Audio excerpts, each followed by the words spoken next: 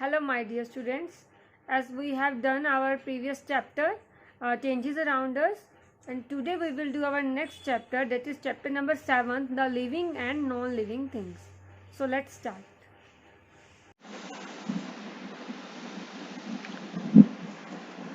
So dear students, in our environment there are two type of things, living things and non-living things.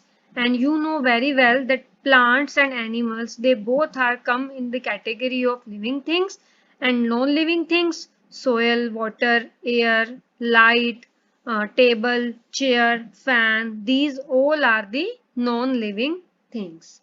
Now next is, do you know what are the similarities and differences between living and non-living things? There are many similarities between living and non-living things. Various similarities are, both are made up of matter, as we have already learned what is matter.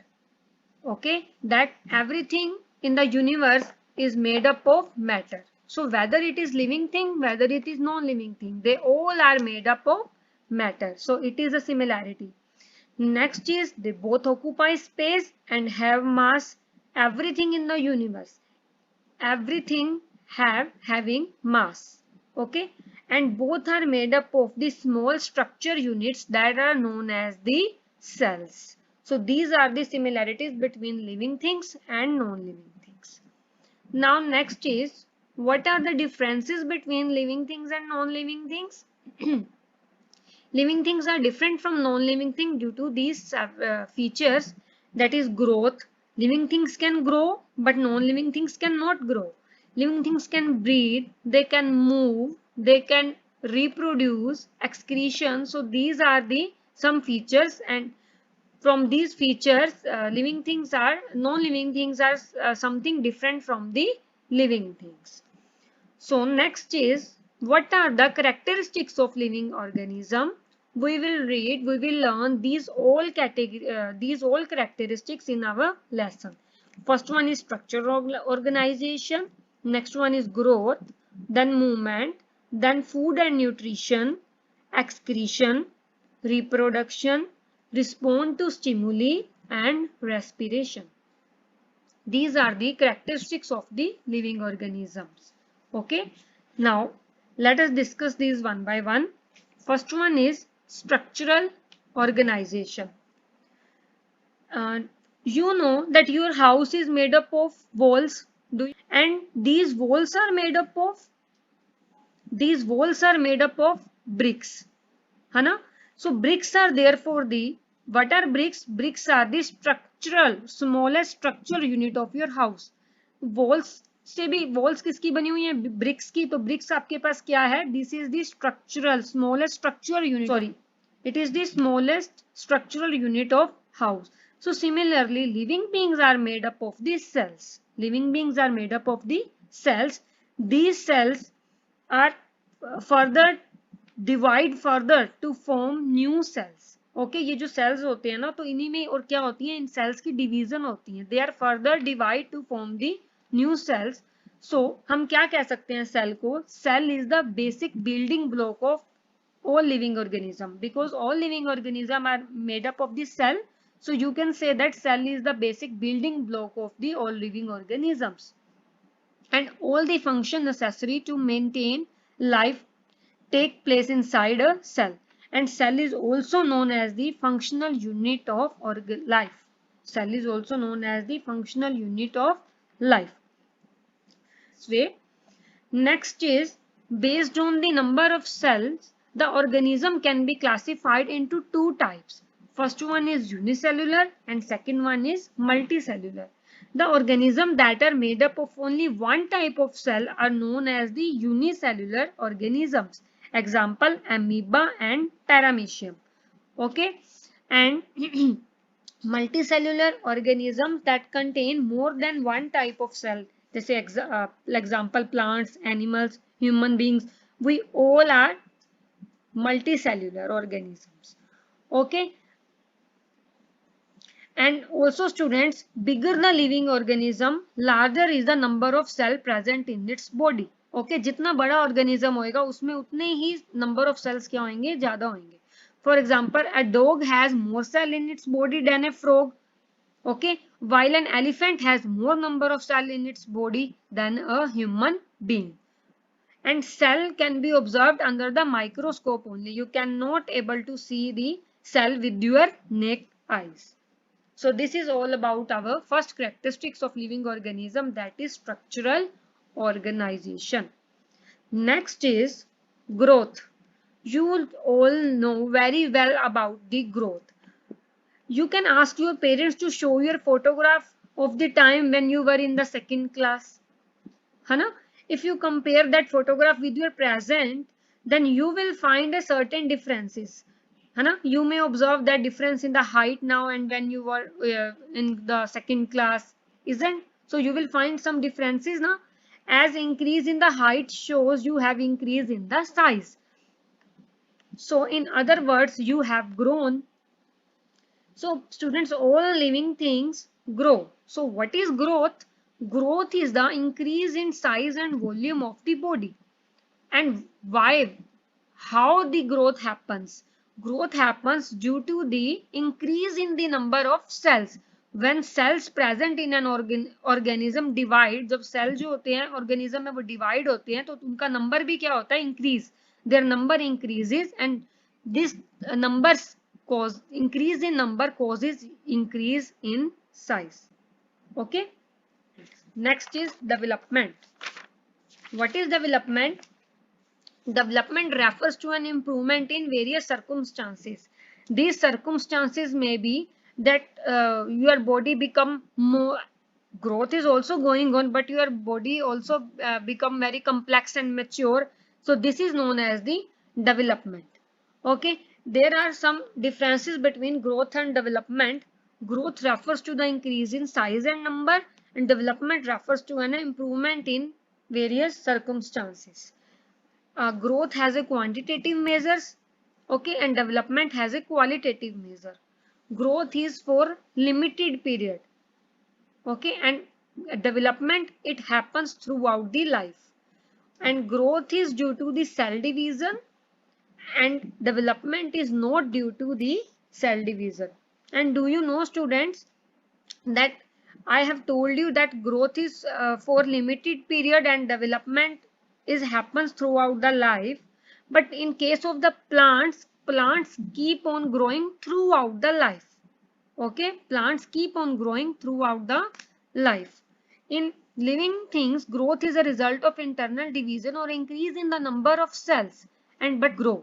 If you compare the living things with non-living things, but non-living things do not grow, their size or volume increases only if something is added from the outside.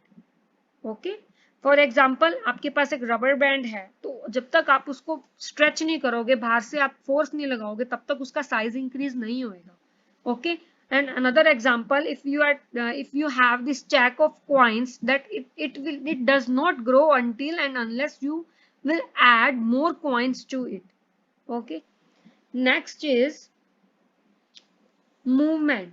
Now what is movement? Movement is an very important feature of the living organism. Movement को आपको पता ही है, एक place से दूसरे place तक चलना, move करना, इसको हम क्या कहते हैं? मूवमेंट. द मूवमेंट कैसे हो सकती है? मूवमेंट में be external and it may be internal. Example, आप अपना हैंड रेज करते हैं. ओके, सो ये भी मूवमेंट है. आप इधर से वन प्लेस से सेकेंड प्लेस तक चलकर जाते हैं, मूव, तो it is also a movement. This is our external movement. Our body part shows the movement, so it is external. And what is the internal movement?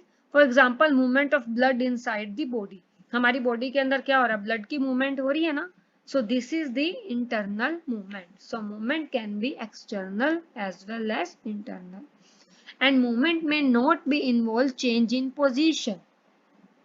जरूरी नहीं है. अगर for example, if we are taking the example of the plants, here you can see the here plant is, that is Mimosa pudica. Have you seen Mimosa pudica? Touch me not.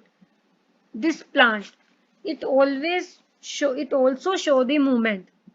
Plants do not move from one place to another, but do so show internal movements. Okay, The leaves of the mimosa pudica touch me not plant droop when touch. जब हम इनको touch करते हैं तो ये क्या हो जाती हैं? They droop their leaves. Okay, so this is an example of the movement in plants. And next term is locomotion. What is locomotion? Plants do not show locomotion. What is locomotion? Locomotion is movement from one place to another in search of food, shelter. Okay, so and in case of animals, locomotion is there, isn't? They have to move from one place to another in search of food and shelter. So what is the definition of locomotion? Movement from one place to another in search of the food. And as we compare from non-living organisms, can they move from one place to another? No. They need external force to make them move. For example, your table will not move itself until someone pushes or pull. Okay. So this is all about the movement. Next is nutrition. Nutrition. All living organisms need food for the survival. Isn't? Food चाहिए ना survive करने के लिए. So all living organisms, that is animals and plants, need food for growth and development and for survival. Living things consume food to obtain energy. किस लिए हमें food चाहिए होता है? To obtain energy. And why we need energy? To carry out various functions in the body. Animals depend upon one another for food and hence they are known as the heterotrophs. Why animals are known as the heterotrophs? We have also discussed this thing. There are two categories, autotrophs and heterotrophs. Heterotrophs, animals are known as the heterotrophs. We human beings are also animals and we are also considered as heterotrophs because we are dependent upon another for food. Okay, we are also dependent upon the plants for the food now. So we are also heterotrophs. And what about plants? Plants prepare their own food with the help of sunlight, water and carbon dioxide. And which is the process? By the process of photosynthesis. Hence they are known as the autotrophs. Since they produce food for others, they are also known as the producer. And as we compare these characteristics from the non-living thing do not need food and nutrition. Okay. Next is respiration. Students, do you know how is the food that we eat get converted into energy? हम food खाते हैं, किस लिए हम food consume करते हैं? For obtaining energy. तो कैसे हमारे food जो energy में convert होता है? Due to the process of respiration. The food that we eat react with the oxygen brought by the air we breathe in to release energy. So what is respiration? Respiration is the chemical process in which food taken by an organism, food खाते हैं हम, वो किससे react होता है? Oxygen से, because we are also inhaling oxygen from the air ना. So when food react with the oxygen, then there will be the production of the energy, and this is known as the respiration. And this energy is used by the organism to carry out various life processes. Okay, now why is respiration essential for all living things? This is the answer, that energy produced during respiration is utilized by all living organisms for carrying out various life activities. So that's why respiration is very essential for all living organism. So next is, now do you know what is breathing? Breathing. Respiration is a chemical process while breathing is a physical process by which air containing oxygen is drawn into lungs and air containing carbon dioxide is forced out from the lungs. Okay, this is known as breathing. You all know we breathe, we inhale oxygen and we exhale carbon dioxide. Breathing involves two steps, that is inhalation and exhalation. Okay, now from this picture you can see how breathing takes place. I'm telling you, in breathing what happens first, air enters our body through the nose. Okay, through the nose air enters in our body. Then what happen, as you see, it travels to the lungs. It travels to the lungs from where oxygen in the air is absorbed by the blood. इसके बाद क्या होता है, जब ये lung से travel करती है, it is this oxygen is absorbed by the blood. Blood जो होता है वो क्या करता है, इस ऑक्सीजन को absorb कर देता है.